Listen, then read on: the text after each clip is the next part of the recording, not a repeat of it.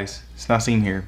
Now, after using the iPhone 14 Pro for about a week now, the one thing that kept coming to my mind after using it on a day-to-day basis was this one simple statement that I think explains the 14 Pro pretty perfectly.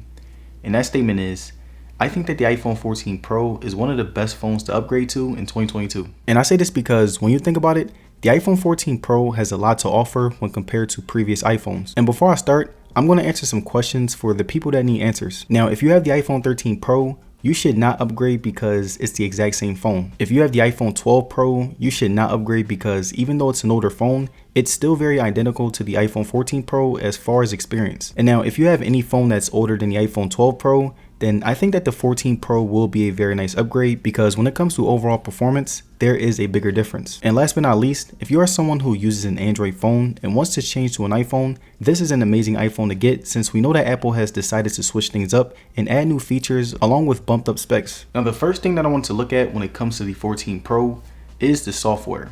Now, the software on the 14 Pro was as smooth as ever. I rarely got any lags, but whenever my phone would heat up, that's where I would experience slowness of the device. But when it wasn't hot, the 14 Pro still maintained that consistency, and that's why it was an enjoyable device. I also really loved that it was able to handle power heavy apps. Whenever I was playing Sonic or Asphalt 9, the game ran really well and was still able to stay smooth and get the job done. iOS 16 was definitely the most enjoyable part of the 14 Pro's experience for me. Every day I found myself changing my wallpapers because of how easy it was. My favorite thing that I liked was the lock screen. Like right here, you can see that whenever I put a new wallpaper, I can edit it and add more widgets to give the lock screen more depth. I also really liked how Apple integrated the pill notch within the software. I will usually use it whenever I play music, and I really liked how whenever I play music, it would show off the art cover along with the wave frequencies. And I also could long press it and change the song. Also, whenever I was on the phone, it would let me know how long I was on the call, and if I was doing something else, I could long press it and be able to manage calls from there. I also really loved how it could multitask, like whenever I switch between different apps, it can maintain both tabs and apps for easier switching. Now, one thing that I didn't like about the pill notch is that whenever I'm screen recording something, someone who doesn't have the 14 Pro or Pro Max will see the pill in the display, which was really annoying for people who don't have the newer phones. There were many little animations that I liked about the pill notch, and even though it's not the most useful thing on the 14 Pro,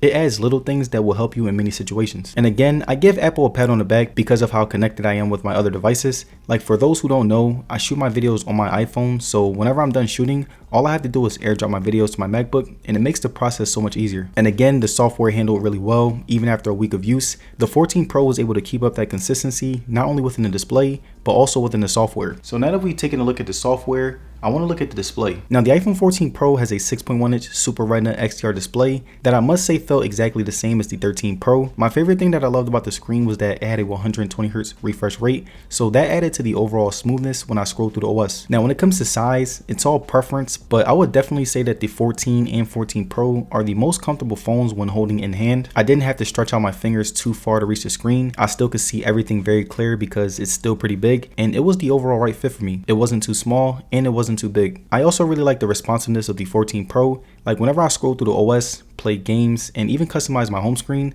I never got any lags, and the screen overall kept up that great consistency. The screen was much brighter than last year. Apple has finally decided to bump up the display to over 2000 nits, so if you're outside and turn the brightness up, you'll see everything very clearly. And now the last aspect of the display that I really liked was how great it looked whenever I was watching movies, playing games, and even scrolling through the OS. Like right here, you can see me watching a video on it, and you can see just how colorful and vibrant the display is. I really enjoy how quality the resolution was. Now, the next thing that I want to look at when it comes to the iPhone 14 Pro is the battery life. Now, the iPhone 14 Pro has a 3000 mAh battery that I must say held up really well when compared to other smartphones in the market. I will have about 6 to 8 hours of on-screen time, which was pretty heavy usage since I also shoot videos. And on days where I would shoot videos, I would end the day with about 10% battery left, which was really good since recording takes up most of my day. And on days where I'll use my 14 Pro like a regular phone, I would end my day with about 30% battery left, which was a good enough difference for me. The charging was something that I did have a problem with. Whenever I would charge it up during the day, it would take forever to get to 100%, and it made everything very hard. Another thing that I would say sucked was the wireless charging speeds. Like whenever I compared it to other phones,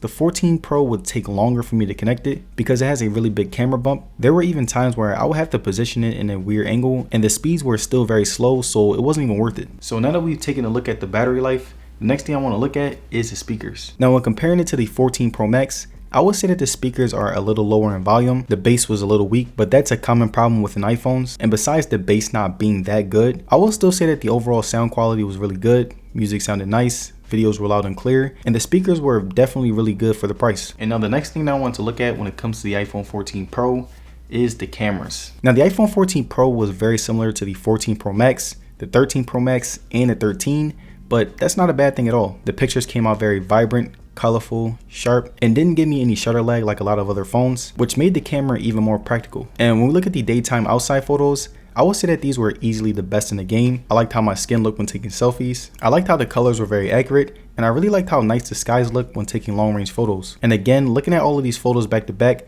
I again really liked how consistent they were. Like every photo looks like it came from an actual camera, which gives off a very natural picture. And when we look at the daytime inside photos, I would say that these were just as good as the outside photos. Even when the lighting wasn't as good, I was still able to get really good photos, which really says a lot about the iPhone's cameras. My skin still looked really nice, different objects still maintain that signature sharpness, and the overall pictures came off very natural while adjusting to the environment. And when it came to video quality, the 14 Pro had one of the best to offer, and to give you guys an example, here's some videos that I took on it.